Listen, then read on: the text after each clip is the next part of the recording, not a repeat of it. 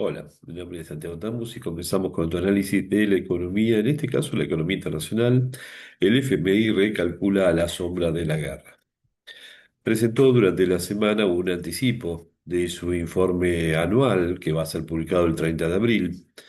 Su título es La economía mundial a la sombra de la guerra. Lo que podemos presentar como resumen es que se espera más inflación y menor crecimiento proyectado. Últimos videos presentados hace semanas atrás justamente anticipaban, frente a un análisis que realizamos, que la guerra no era positiva, aunque muchos hablaban de la suba de energía como una oportunidad, era solamente centrarse en el precio de un producto que circunstancialmente ha tenido una gran suba de precio, que es el petróleo. Semana pasada rondaba los $115, a los pocos días de haber comenzado el conflicto había subido a 120. Si efectivamente se avanza en el proceso de paz, y eso no lo sabremos, sea el caso de Líbano-Israel o Estados Unidos-Israel-Irán, esto puede simplificar un poco lo que es la presión o resolver en parte el conflicto, pero el petróleo difícilmente baje a los $55 en el corto plazo, e incluso el FMI habla de que terminando con el conflicto en este momento, ya los efectos sobre el crecimiento y la inflación van a ser evidentes durante el año. Las expectativas de crecimiento que presenta el FMI en este informe son las que voy a ampliar a continuación. Para el mundo en general, ese crecimiento va a ser un poco inferior al del año pasado, en un escenario de resolución del conflicto, bajando el 3,1%. En el caso de que se mantenga el conflicto, ese crecimiento a nivel mundial bajaría hasta el 2%, y una recuperación hacia el año 2027, suponiendo que aunque el conflicto se mantuviera, esté resuelto para antes del final de este año. Uno de los países perjudicados, por supuesto, sería Estados Unidos. Ahí ya también afectaría la continuidad electoral, mejor dicho, las aspiraciones electorales del partido de Donald Trump. No necesariamente estamos hablando de una posibilidad de continuidad, dado que no tiene reelección. Sí estamos observando que otras economías desarrolladas que ya tienen, anticipándose una perspectiva no tan importante en lo que es evolución del PBI, como el caso de Italia, el 0,5%, hasta podrían tener un desarrollo menor, y las asiáticas como Japón hasta podrían estar entrando en una situación de recesión.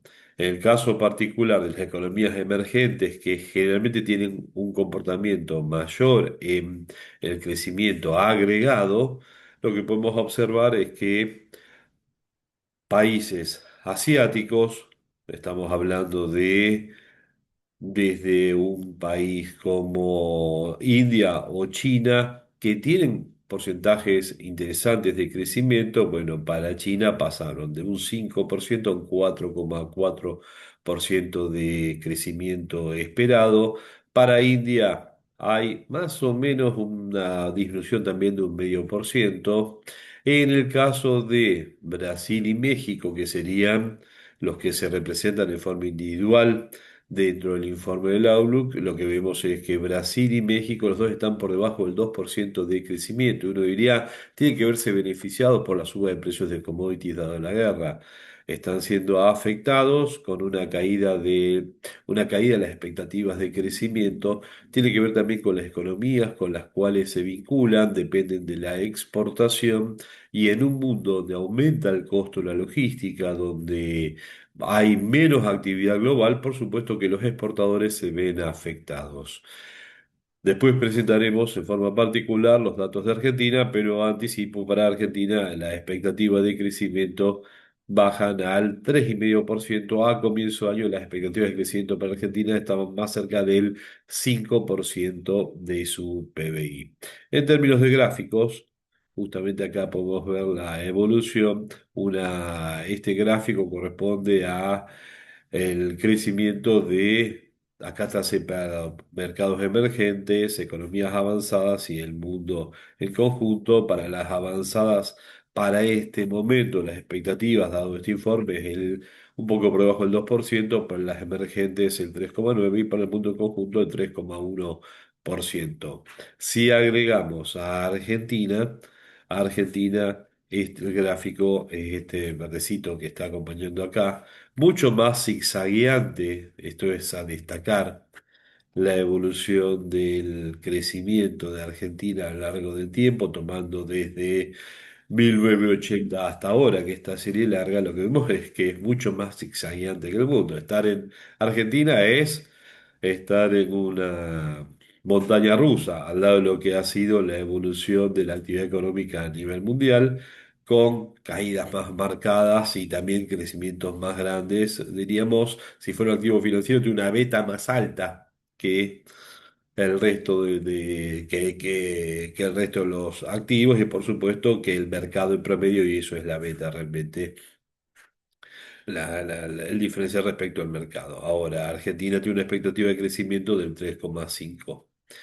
Si hablamos de expectativas, concretamente tomando un resumen de los capítulos que ya se pueden leer, sube el precio de commodities, por supuesto, este conflicto lleva a la suba del precio de los commodities, pero esta suba de precio estamos hablando de que son insumos, materias primas para el conjunto de la producción a nivel mundial. Si hablamos del petróleo, después es el plástico, es la logística, entonces hay más expectativas de inflación.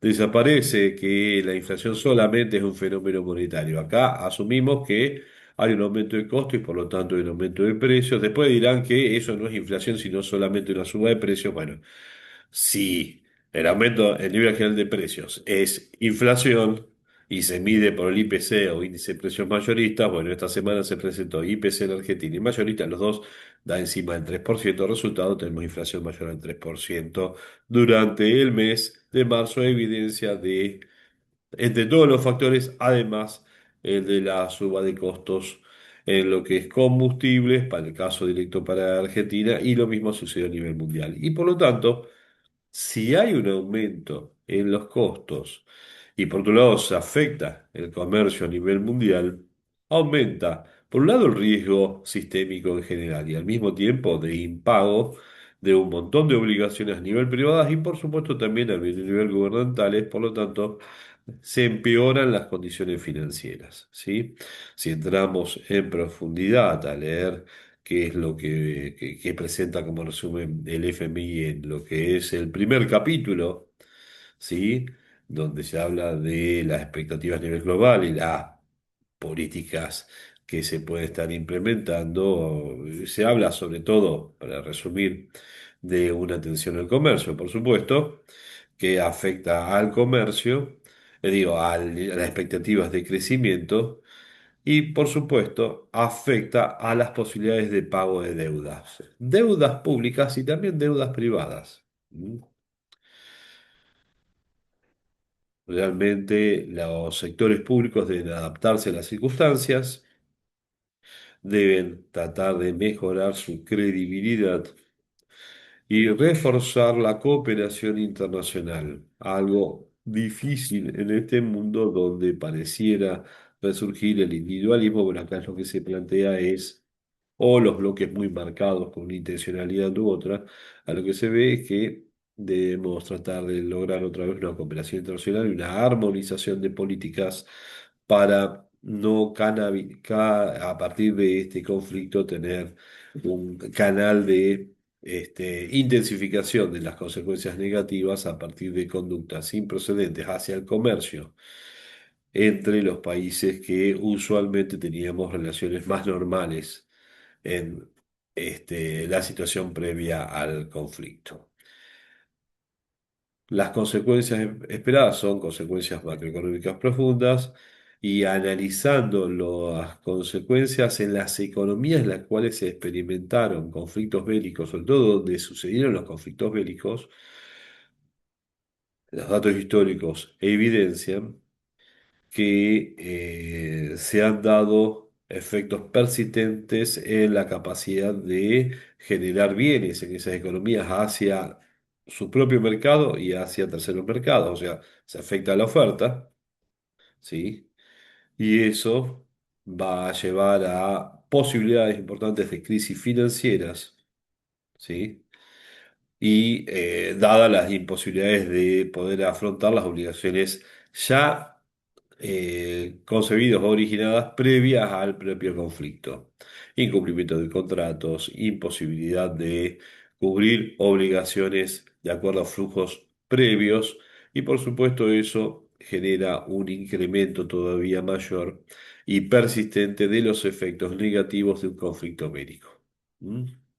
Entonces, a pesar de que se resuelve el conflicto bélico, los efectos más allá de la infraestructura, sociales, etcétera, se mantienen a partir de el deterioro económico de esa economía donde se produjo el conflicto. Un ejemplo puede ser Siria, un ejemplo puede ser, por ejemplo, pensemos en la reconstrucción del Líbano después de la confrontación bélica con Israel, dado por supuesto de la participación muy activa de Hezbolá y sin que haya terminado en este momento necesariamente el conflicto, sino que estamos haciendo un análisis en el día en que Donald Trump anuncia un alto al fuego de 10 días. No sabemos si cuando incluso estamos grabando este video ya se ha incumplido el alto el fuego o de acá a 5 días. Lo mismo pasa con el caso de la supuesta resolución del conflicto entre Irán, Israel y Estados Unidos. Puede ser que cuando estamos viendo este video estén otra vez en plena batalla aérea, terrestre o lo que sea. Entonces, lo que estamos planteando es día martes, el FMI hace esta presentación y trabaja con la hipótesis de que el conflicto racionalmente se puede resolver en los próximos días. Ya las consecuencias son estas. Se mantienen y perdemos casi la mitad del crecimiento proyectado en este momento a nivel global. Si se mantiene más, entramos en una. Realmente el término que utilizaron es esta inflación. Vamos a tener mucho más inflación, expectativas de crecimiento de inflación a nivel global hasta del 6% en un mal escenario, con pérdida total del crecimiento y eso sería una situación estanflacionaria. Si llegara a suceder algo así, y tenemos una crisis sobre todo, y acá no lo había destacado, en las economías emergentes e importadoras de energía. Ahí es donde más se va a ver. Cuanto más pobre es la economía y más importadora de energía, mayor va a ser todavía la crisis que esté teniendo o dependiente del financiamiento internacional. Para Argentina, expectativas a este momento y todo es retroalimentable. Crecimiento bueno, todavía no está actualizado, de 3,5% si está actualizado y una inflación, ahí sí ya está actualizando el FMI del 3,4%. Si uno ve análisis anteriores, trabajaban con la expectativa del 20%, sabiendo que el presupuesto nacional hablaba de un 10% de inflación para este año. O sea que ya uno puede observar expectativas del FMI y está hablando del 30% de inflación para Argentina. Acá lo vemos directamente en un gráfico. Por supuesto que si hacemos la comparación de inflación en años anteriores, este gráfico está muy bueno para ver esto, vemos que estamos en un proceso de desinflación respecto a la inflación que observamos con crecimiento desde, uno podría decir, para ubicarnos, pandemia hasta la asunción del nuevo presidente. Y también podemos ver un tema muy interesante para cerrar el análisis, que es expectativas de déficit de cuenta corriente. Acá podemos observar que hemos tenido años de déficit de cuenta corriente y ahí esto también sirve para diferenciar este año respecto a el 2018. Muchos dicen es el tercer año de Milei y puede darse una crisis como la de Macri o otros gobiernos, sí, pero acá tenemos que observar que en el año 2017 del gobierno de Macri, el déficit de cuenta corriente, estaba hablando de 30.000, realmente es un poquito más, pero redondeemos, 30.000 millones de dólares. Y estamos en un nivel un poco menor para el año 2018. Ahí no hubo financiamiento posible. Además teníamos déficit fiscal. Entonces teníamos déficit fiscal, déficit de cuenta corriente, todo eso absorbía el financiamiento internacional que tuvimos disponibles. Ya en el año 2018 absorbimos el financiamiento del FMI Y después tuvimos los ajustes necesarios. Acá estamos hablando de que para este año, pase lo que pase con la economía mundial o la economía argentina, con todos los ajustes posibles, con un dólar que en términos relativos está poniéndose, llamémoslo, barato, debiera estar un valor mayor y sería conveniente para el comportamiento macroeconómico argentino, pero igual con estas condiciones actuales, las expectativas es de menos 5.400 millones de dólares de déficit cuenta corriente, lo cual nos lleva en porcentaje a un 0,8% del PBI. Ese número yo creo que lo filman desde el Ministerio de Economía, dado que, está bien, no es superávit de cuenta corriente, pero estamos hablando de un número totalmente financiable. Dados los cambios macroeconómicos de Argentina, acá vemos la evolución en términos porcentuales de superávit o déficit de cuenta corriente, y la realidad es que cuando tuvimos superávit fue después de la crisis del año 2001. Después ese superávit se fue deteriorando continuamente, teniendo un máximo de déficit de cuenta corriente justamente en la gestión de Mauricio Macri. Después se da todo el ajuste de tipo de cambio, etcétera, a Alberto Fernández, e estabilizar la economía pro pandemia, mejor dicho, estabilizada, tratando de ya restaurar lo que es la actividad económica post pandemia. Nos vamos a un déficit de cuenta corriente, ajuste, cambio de gobierno, y sí, ahora estamos con una situación de déficit, pero a unos niveles, seguimos el gráfico de largo plazo, con unas características totalmente diferentes a las que tuvimos durante toda la década de los 80 y los 90 casi, o sea, realmente todos los 90 y después sí, gestión de Cristina Kirchner y gestión de Mauricio Macri. Bueno, es una presentación a carácter ilustrativo. Uno lo realiza tratando de participar en el debate, en este caso más que nada informativo o de presentación de un informe que parece bastante interesante para profundizar en su lectura. Cualquier tipo de consideración, bienvenido sea, ya sea por email a contacto@consultorfinanciero.com.ar, desde la red social que lo estés realizando haciendo un comentario o debajo de este video. Hasta luego.